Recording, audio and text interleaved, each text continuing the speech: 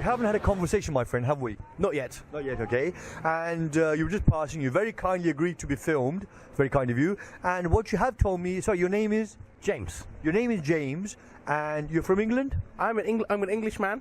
Yes, from an English family. Okay, you're an Englishman from an English family, and you live here in northwest London? Yes, I live in Kilburn, approximately 5 minutes walk from here. Okay, you live 5 minutes walk from here, okay. And you've told me you believe in God, but you don't have a religion, is that right? I kind of believe in all the religions. I think all of them have something good and a positive message from all of them. I think. Okay. So all the religions have something positive about them, fair enough. But you don't follow a particular religion, James? I wouldn't like to pigeonhole myself down to one religion, no, not particularly. Okay. When I stopped you, you said, sorry, I'm just going past, I'm going to get some milk or something. You came out from home to buy some milk from the shops here? I've simply come out just to get some shopping and groceries, yes. Okay, get some milk. And what I can tell you is, in the hereafter, God is going to give you a river of milk. So that sounds pretty good. I mean, you've come to buy some milk and you might be going back, eventually getting a river of milk. Sounds pretty good to me. I'll never have to buy milk again, I suppose. Okay, fair enough, okay. Excuse me, right, okay. Right, James. You're sure about God? Yes, I'm very sure about Okay, so God, okay, let's just define God, firstly. God is the one who's almighty, all-powerful, all-seeing, all-hearing, all-knowing. There is nothing like him. He has no parents. He has no children. And absolute, almighty, all-powerful creator of the universe. This is how we believe in God. This is what we believe about God. Would you agree with that about God? Where does Jesus fit into all this? Okay, very good question. Very good question. We believe that Jesus was somebody sent by God. Christianity says Jesus is God himself. God who became a man, part of a trinity. So Christianity says, the Christian religion, Christianity says Jesus is God, part of a trinity. The Muslim religion, Islam says, the Quran says, the Prophet Muhammad, peace be upon him, said that Jesus is somebody sent by God. So what do you believe about Jesus? Do you believe he's God or sent by God? I don't think any of us really know because we wasn't there. Fair enough. But what is your opinion? Do you have an opinion on that at all? I like the idea that God being an embodiment of kind of all of us. I prefer the idea that we're all God rather than I should bow down to a God. I think I'm more open to the idea that we're all God in some aspect rather than me being little me and there being big God that will punish me if I do something wrong. So then the question is, are you saying there is a God or there is no God? That's the question. You say you like the idea we're all gods, but I mean, so is there a God who made everything, a creator? Sorry, you said your name, James. What do you do, James, by the way? I'm actor and musician. Okay, you're an actor and a musician, an English actor and a musician. Okay, brilliant. That's fine. Brilliant, sounds good. English actor, would you say?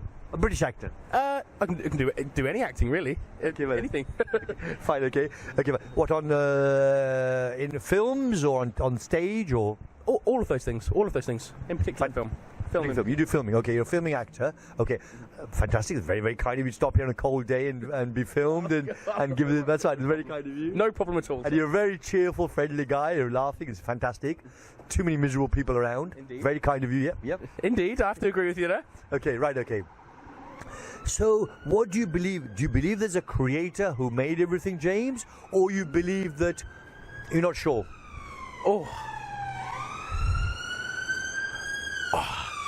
Too big of a question. I'd be silly and I'd be a fool to say that I know. I'd be a fool to say that I know. Kind of you, very polite of you. Okay, so you're not really certain there's a creator then?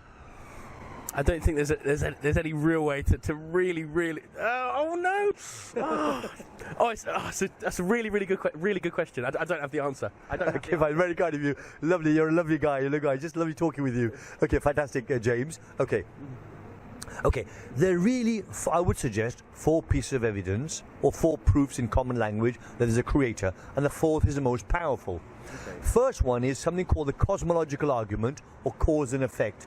Everything that begins to exist must have as a cause. Everything has a beginning, including the universe and the Big Bang Theory, and therefore something must have caused it to happen.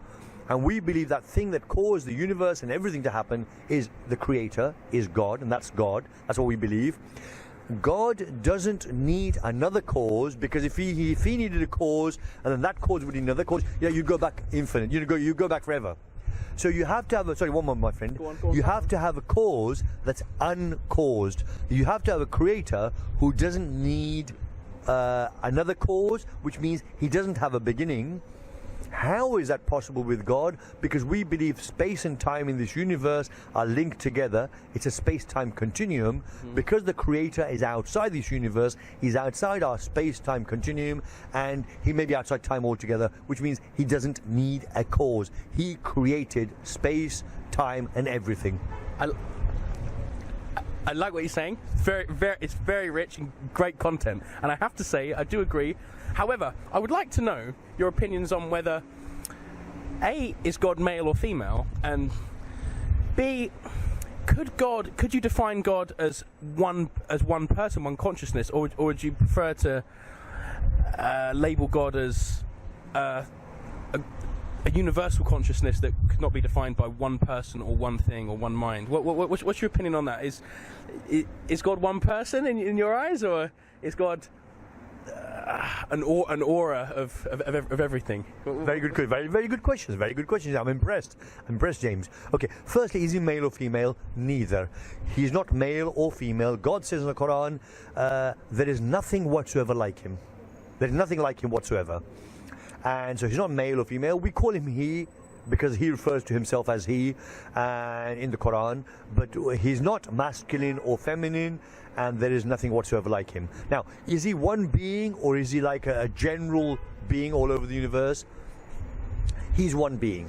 We believe he's one being, but he's everywhere with his knowledge and his seeing and his hearing and his power.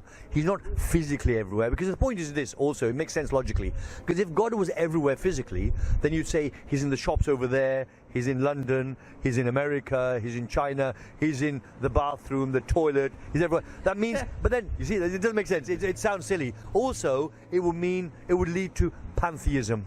Everything is God. Because if God is everywhere, then everything is inside God, God inside everything. That means then everything becomes God. And that's dangerous. We believe that he... Is it dangerous? Is it dangerous? It is dangerous because, look, if you say everything is God, then you start worshipping, and there are religions. Okay. Yeah, you make false idols, and there are religions. I mean, obviously, it's the Hindu religion. They worship trees, monkeys, cows, all sorts of animals, and these they say because God's inside them, or they're inside God, something like that. And it's dangerous because there is a separate being called God. Anyway, let me go on to the proof that God exists first. Go on. And we'll come back. Okay, as I said, the fourth is the most powerful, James.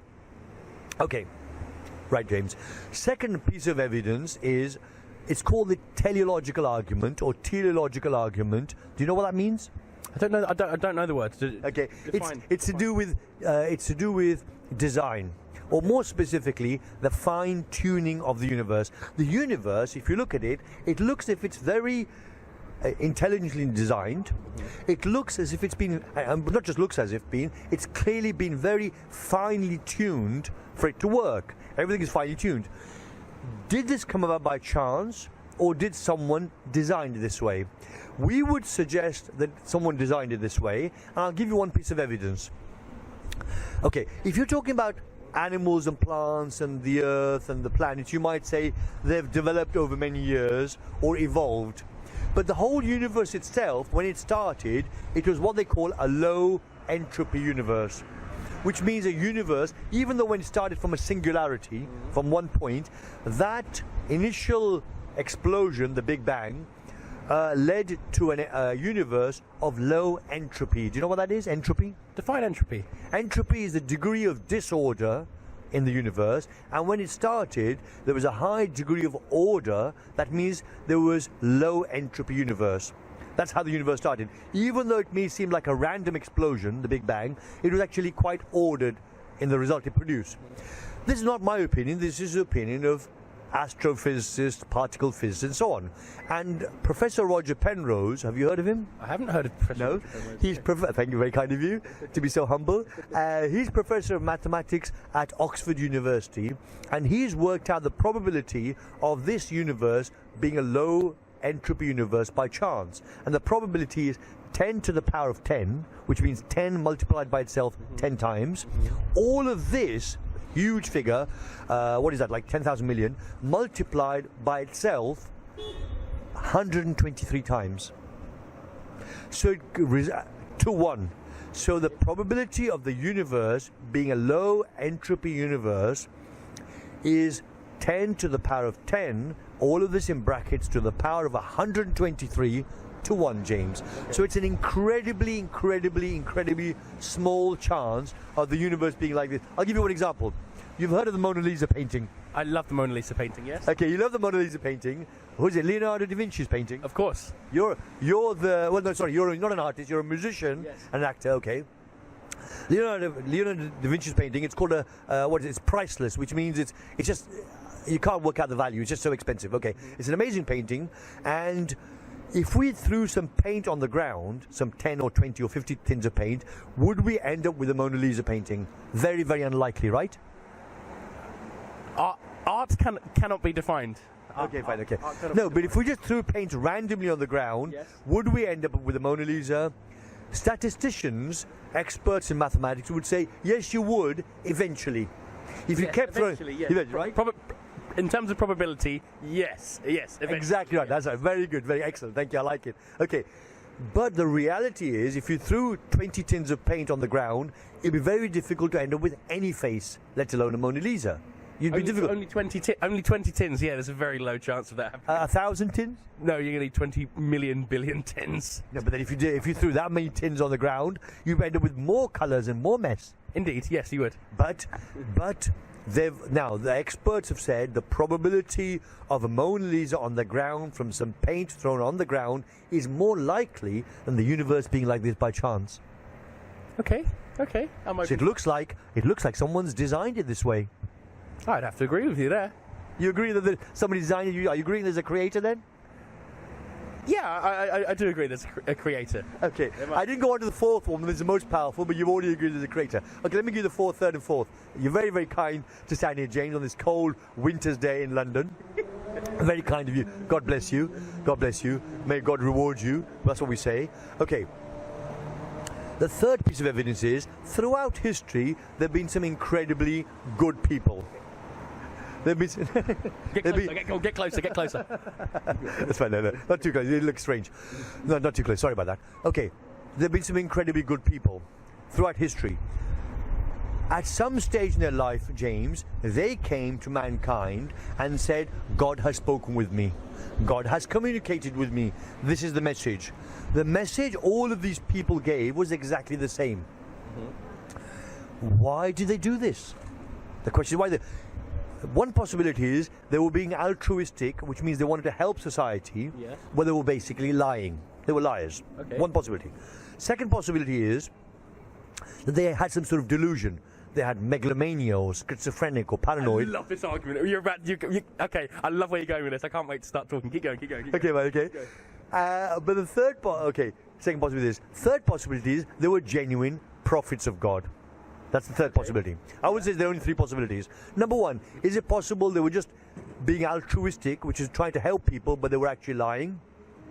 It wouldn't make sense because it wouldn't make sense. It wouldn't make sense. You agree? Not at all. No, yeah, completely agree. Yeah. The people I'm talking about are the prophets of God. Yes. Okay. Yeah. Abraham, Moses, David, Solomon, Joseph, Jacob, Jesus, and Muhammad. Excuse me.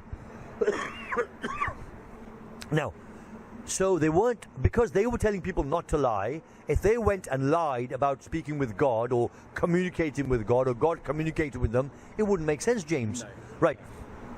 Second possibility, did they have some sort of delusion or megalomania and so on? Again, that doesn't make sense because their character was so incredibly good and upright, and they didn't get any material benefit. They didn't get lots of beautiful women and beautiful houses to live in or transport.